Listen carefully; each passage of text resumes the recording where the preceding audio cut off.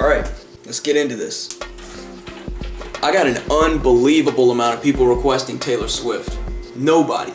0 people, which is unbelievable. 51 awards on the shelf, Taylor Swift. This is soundtrack to your middle school dances, Taylor Swift. Come on, guys, what do you...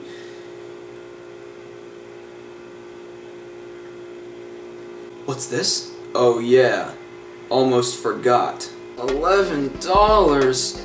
Oh, now I'm forced to buy it.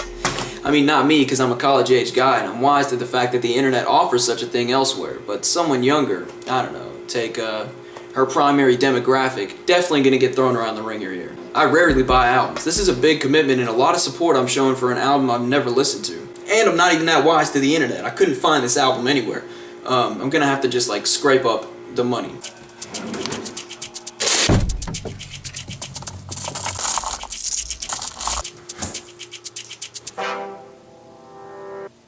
Notice anything different? This is my new bathroom. I moved back to school into a new apartment, and the bed reviews will continue. The bed reviews are not stopping. Change is inevitable and it's neutral. Whether it's good or bad is up to us. We're making this a good change. This is my new bathroom. And yes, that means there's also a new bedroom, which means there's a new bed, which I can't wait to show you the new bed. Speaking of which, would I get in bed with this artist? Excellent fucking question. It gets better every time.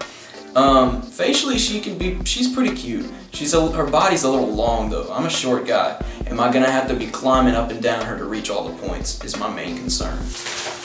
You know, you're an asshat. What? I said you're an asset to the show. Yeah, I'm the host, and I write and film and edit all these. Why don't you do me a favor and go see what it's like in the shower for the rest of this episode, alright? And then when we're done, you can come back out. Oh, for sure. Does that sound good? Okay, awesome. For the record, I'm not actually mad about the Spotify thing. I'm sure she needs the money more than I do. Side note, this is horrible. Take a look at this, please. It looks like Taylor Swift is never, ever getting back together with Spotify, the #1 streaming service in the world. Taylor Swift shakes off Spotify. Reel in the kids with a good, This just in the news, Taylor Swift leaves a blank space in Spotify's library. They wanted to use this little joke so much that they sacrificed the meaning of the story. It's now misleading. She didn't say never. Just because she has said never ever getting back together before in her life doesn't mean that applies to whatever you want it to. That's just a lie now. Now that we got the bullshit out the way. Just kidding. There's always more. But welcome to Better Views, where we have better views.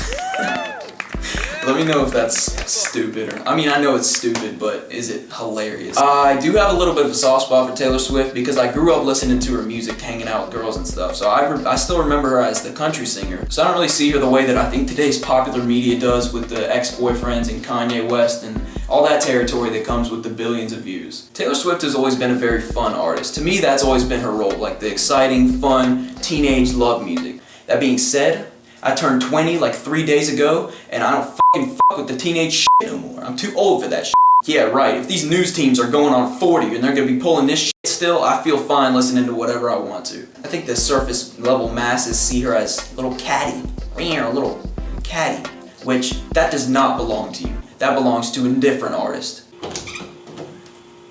I defended your honor. Look, the tenacity is not there in this album. I wish it was more tenacious. This album certainly is significant in her career, seeing as how the transformation is complete. She slowly moved from country music into pop music, and at this point there's nobody left who would say she's a country singer. Taylor Swift pushes guys' chests. This happened twice in this album. It's worth noting that there were 6 massive singles on this album, which is crazy. During that summer, you couldn't drive 15 minutes with the radio on without hearing 2 different Taylor Swift songs. But you want to hear a secret about that? Well, then it wouldn't be a secret anymore if I told a couple hundred people, now would it? Jesus, I gotta shave. It's like you pull up to the drive-thru, I'll take a large #1. That comes with fries, is that okay? What a stupid question. The answer is always yes. You never say no. That's all this is. Dude, yeah. This isn't even like making any sense at this point. I wrote this at like 5 a.m. I don't know what I'm talking about with the drive-thru thing. I said something else weird too. The tenacity. Tenacity? Should be more tenacious? That's worthless. That is like a worthless sentence. Tenacity. What the heck? I can sit here and hate on her, but she does have that red lip classic thing that I like. Isn't this bed awesome? So this is the new bed reviews bed. I hope you guys like it. Enough playing around. Don't get mad when she writes about her ex-boyfriends, right? Everyone does this. I don't know why that became like a Taylor Swift thing, but millions of writers do this, and that's the right way to do it. I'm gonna show you something.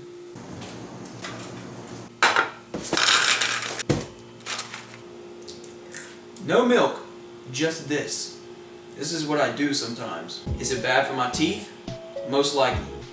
Is it a little sad? Definitely.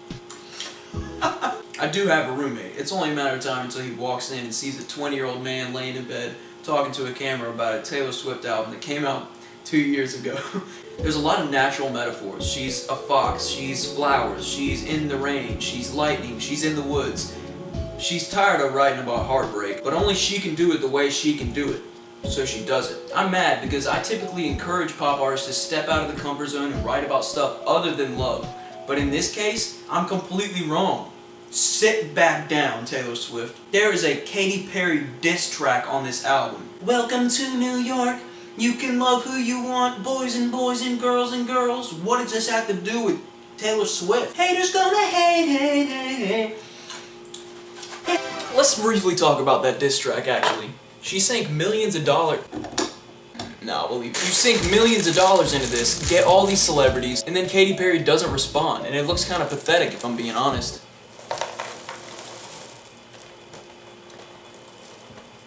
Like Taylor Swift, you're Taylor Swift. What do you need from Katy Perry, you know? You don't need to be doing this. Oh, shoot. Oh, making it look like this is a huge deal to you, but it's like nothing to her. You left wounds that will never heal. What are you talking about? We used to be mad love between us. We met at an award show once. Not to mention the concept of Katy Perry versus Taylor Swift is so stupid. There's enough room for more than one white woman in the pop music scene. Let's all just grow up a little bit, you know? By the way, Katy Perry's new song is horrible. I can't stand it, but I'll get to that when the album comes out. Whenever I'm talking about artists, like with my friends or whatever, I always use Taylor Swift as an example of like a very distinct voice. It truly is a thing of beauty once you recognize it, the voice itself, but also the fact that you can go back and you can hear the voice develop. If you listen to her early work and compare it to the next album, then the next album, then the next album, in her early work, Taylor Swift is in there, but it's barely noticeable. As she developed as an artist, the strengths and like certain inflections in her voice have been capitalized upon, to where it's not a different voice, it's just more Taylor Swift. It's just Taylor Swift-er. If you ask me, a distinctive voice is the number one thing that a ton of artists lack. It's the hardest to achieve, and therefore it's more valuable, it's more rare. That's why you see a lot of artists like Iggy Azalea say, F this, I'm about to just like whip up a weird one, like a random one. And it works, but those artists that take the time to somehow unlock that in themselves rather than kind of give up, you can tell the difference. It sounds a lot more natural, a lot effort, damn. As for the talking, she's gotta shut up, dude. I try to be nice in these. She has to shut up with this. She's like the queen of the shit. She does it all the time, and then it rubs off on Selena Gomez and Halsey. That was everything. We're all really sad that it's ending, but we're really happy because of what it was. I think that the worst part of it all wasn't losing him. It was losing myself. It was losing me. Oh! Time to listen to some music, because pop music makes you feel good. Could have been getting down to sick. Oh shit! Oh god! Oh no!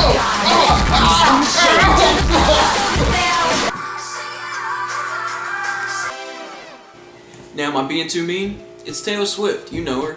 This is what a professional pop album looks like. Of course it's good. I didn't feel like I had to... She's established, to say the least. Don't go looking for stuff in a Taylor Swift album that you shouldn't be looking for in a Taylor Swift album, and you'll have a great time. Was it worth $12?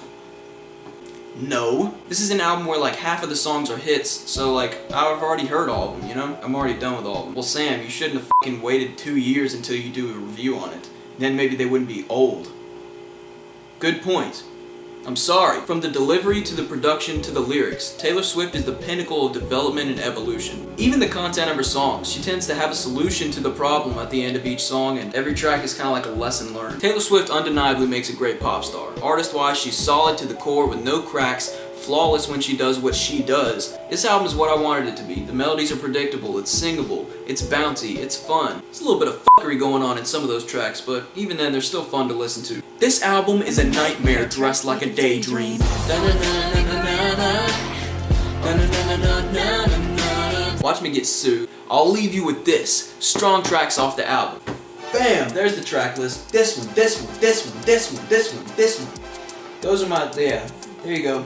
We're back in the bathroom. Back to the Spotify thing.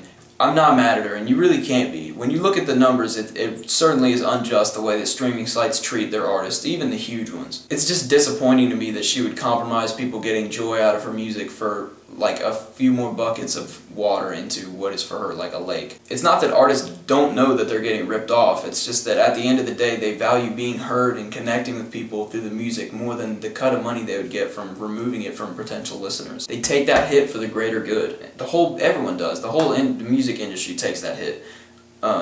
You know, music is really important. It's a lot more than just a business. And it's just not cool to see when someone that successful and influential in the music industry, like music is your life, music is what you do, so how can you not respect, like I don't understand how you could make that choice, make that decision. That's just me. There's a lot of ways to look at that. Alright, what advice would you give to anyone who wants to become a singer? Get a good lawyer. What's one song you wish you had written? The Friends theme song because of those royalties. To me, it just shows that Taylor Swift's priorities are a little out of whack, which is not dope. And it just embodies and kind of brings to life a huge problem that the masses have with pop music and the industry. It's too corporate, it's all money driven, it's not about the art. And the whole reason I made this channel was to because people don't respect pop music. That's just how it is. That's why I'm not doing rap albums on here. I listen to so much rap, but I also listen to pop music and I believe that it's good and I believe that it can be good. And that's why I made the channel, is to try and when you look at album reviews, they're all very, very critical and cynical, and I was like, somebody needs to balance this out. And then I was like, oh, I've got a face and a camera. So yeah, not mad at her. Disappointing though. So that's where I stand, and that doesn't mean it's right, that's just where I stand. Leave a comment, and I know YouTubers say that all the time. I am like the only one in the universe that actually means that. I really, truly want to know what real people think about this. Because it is a discussion topic, it really is, and it's important too. But yeah, the thumbs up are awesome, subscribers are awesome, comments are what I really care about.